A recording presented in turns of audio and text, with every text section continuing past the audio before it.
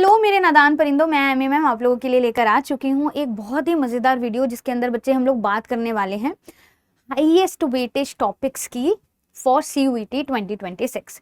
तो अगर फिजिक्स आपका डोमेन सब्जेक्ट है और आप फिजिक्स की तैयारी स्टार्ट कर रहे हैं या ऑलरेडी आपकी तैयारी चल रही है, तो बच्चे अगर आपको ऐसे टॉपिक्स बता दिए जाएं कि यार ये वाले टॉपिक में से क्वेश्चन आपको दिखना ही दिखना है, ठीक है, या ये वाले टॉपिक्स जो हैं वो बहुत ज़्यादा इंपॉर्टेंट है, तो आप उन टॉपिक्स पे ज़्यादा ध्यान दोगे। देखो जब हम टारगेट करते हैं, वी आर सेइंग कि we want to score 250 out of 250, तो बच्चे वो 250 के लिए आपको सारे के सारे क्वेश्चंस सही अटेम्प्ट करने हैं, तब आपको पूरे अंक मिलेंगे।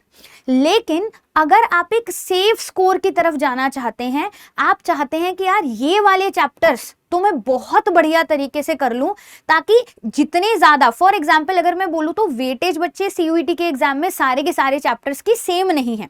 क्लास 12th का पूरा सिलेबस है, सारे चैप्टर्स के वेटेज सेम नहीं है, तो किसी चैप्टर में से ज्यादा क्वेश्चंस आते हैं, किसी चैप्टर में से कम आते हैं, बट आने सारे चैप्टर्स में से क्वेश्चन है।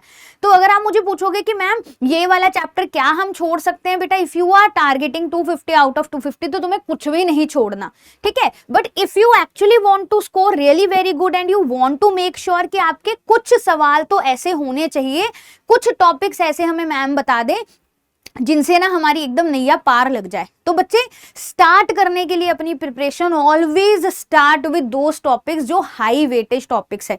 तो चलिए फटाफट से टॉपिक्स के बारे में पहले बात कर लेते हैं। तो बच्चे अगर मैं यूनिट की बात करती हूँ ऑप्टिक्स, तो ऑप्टिक्स यूनिट्स के हमारे दो टॉपिक्स हैं, रे ऑप्टिक एंड वेव ऑप्टिक्स।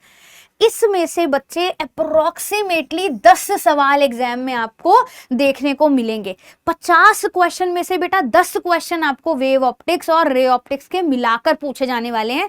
वो सारे बच्चे जिन्होंने अभी इवन सब बच्चों को ही पता होगा कि ऑप्टिक्स जो है दैट इज रे ऑप्टिक्स की अगर मैं बात करती हूँ, ray optics and optical instruments बच्चे बहुत बड़ा चैप्टर है और चैप्टर बहुत अमेजिंग भी है। आप आसानी से इसके अंदर स्कोर कर सकते हो। तो अपनी प्रिपरेशन स्टार्ट करते हुए you guys have to make sure कि आप इन चैप्टर्स के ऊपर अपना फोकस ज्यादा रखोगे।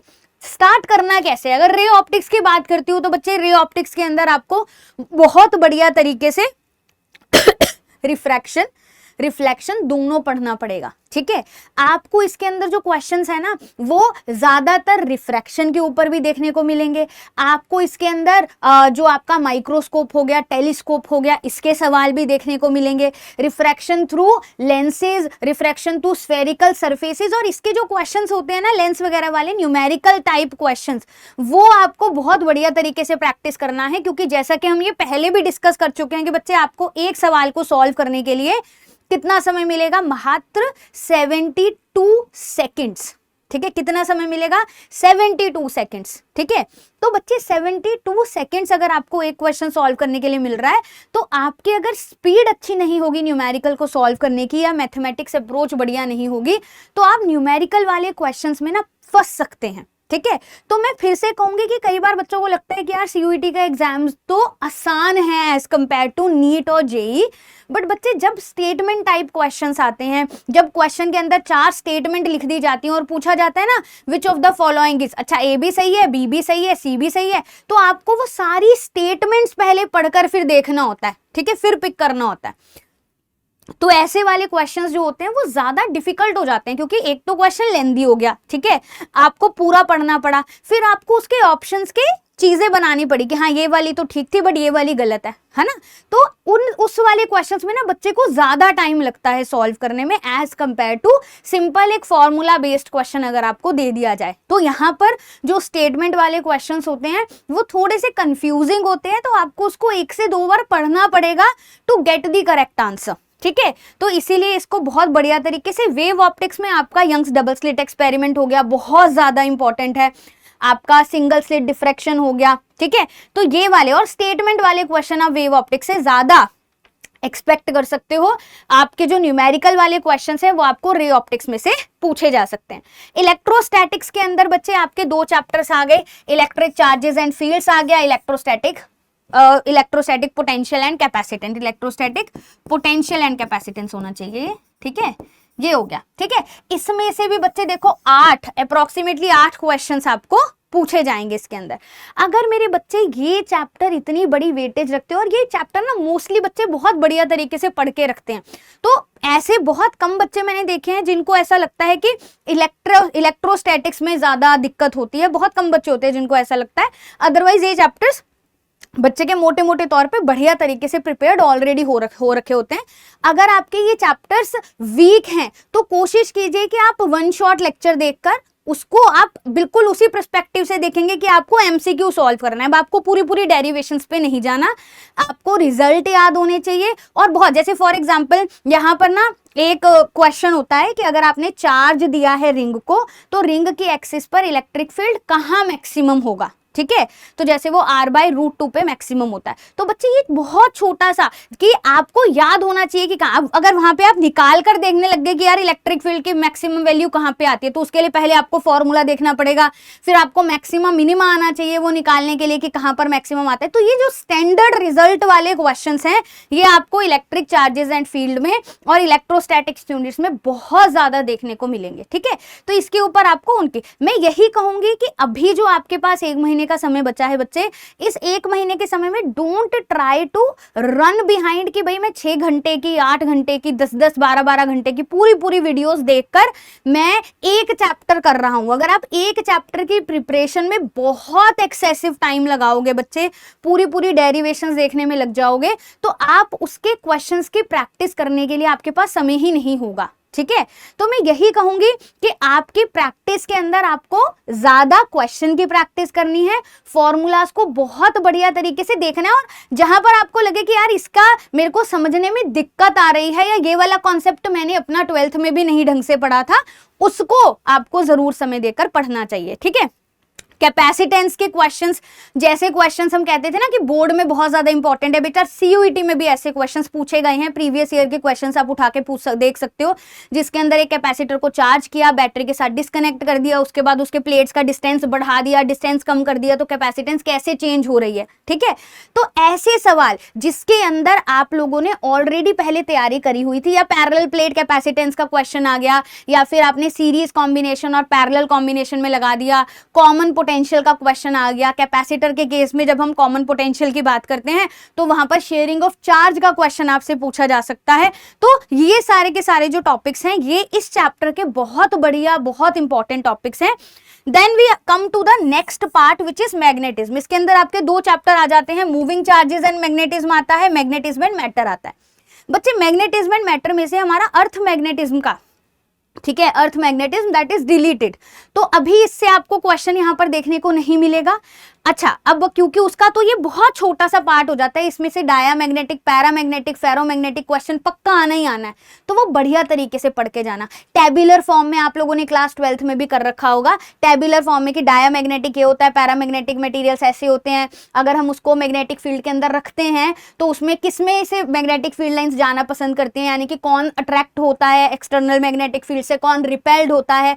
तो ये सारी की सारी चीजें आपको इसके अंदर पता होनी चाहिए। इसके अंदर जो छोटी छोटी टर्म्स थी ना, जैसे कि आपकी इंटेंसिटी ऑफ मैग्नेटाइजेशन हो गया, मैग्नेटिक ससेप्टेबिलिटी हो गया, उसके ऊपर सवाल, रिलेटिव मैग्नेटिक परमेबिलिटी हो गया, उसके ऊपर सवाल आ सकता है। मूविंग चार्जेस एंड मैग्नेटिज्म में से बच्चे आपको कोई कॉन्फ़िगरेशन दे दी जाएगी और फिर आपसे पूछ लिया जाएगा कि यहाँ पर मैग्नेटिक फील्ड निकालो। जैसे हम लोग क्वेश्चन से करते थे कि आपका एक करंट कैरिंग कंडक्टर के अराउंड मैग्नेटिक फील्ड तो है, बट उसका फॉर्मूला क्या है, ठीक है, तो वो μ0I/2πr हो गया, या सर्कुलर करंट कैरिंग लूप का मैग्नेटिक फील्ड का फॉर्मूला हो गया μ0I/2r, और आपको ऐसी कॉन्फ़िगरेशन दे दी जिसके अंदर हाफ ऑफ द सर्कल आ रहा है या आर्क आ रहा है और स्ट्रेट कंडक्टर भी आ रहा है। तो ऐसे रिलेटेड क्वेश्चंस जो है आप यहाँ पर एक्सपेक्ट करके चल सकते हो।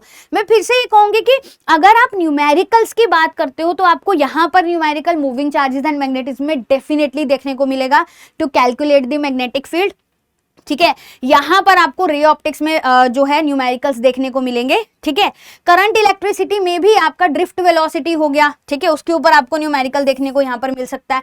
Otherwise most of the time ज्यादातर what I have seen is कि स्टेटमेंट वाले क्वेश्चंस जो हैं वो ज्यादा, तो अगर आप सीयूटी का पेपर भी उठाकर देखोगे तो उसके अंदर आपको जो स्टेटमेंट वाले क्वेश्चंस है ना, वो इतने 4 स्टेटमेंट लिख दी, इतनी कंफ्यूजिंग स्टेटमेंट्स लिख दी कि आपको उसको पढ़कर समय देना पड़ेगा to think. You can not click on to the answer like in a very hurry कि नहीं भाई यही सही आंसर है. तो आप उसको बहुत ज्यादा हरी में अगर आंसर अपना फिल करने की कोशिश करेंगे तो वो गलत होने के चांसेस बढ़ जाएंगे. ठीक है, तो इन चीजों का ध्यान रखिएगा. करंट इलेक्ट्रिसिटी, अगर इन दोनों चैप्टर्स की बात करती हूँ तो बच्चे वेटेज अप्रोक्सीमेटली 4 से 6 सवाल, 4 से 6 सवाल इसमें से पूछे जाएंगे.